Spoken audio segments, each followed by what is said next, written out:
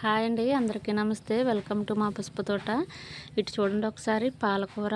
నేను ఇంతకుముందు చాలాసార్లు షార్ట్ వీడియోలు పెట్టాను. అయితే ఇది ఇంత మంచిగా మరి ఒక్కొక్కటి చూడండి ఎంత పెద్ద పెద్ద ఆకు అయితే వచ్చిందో చూడండి.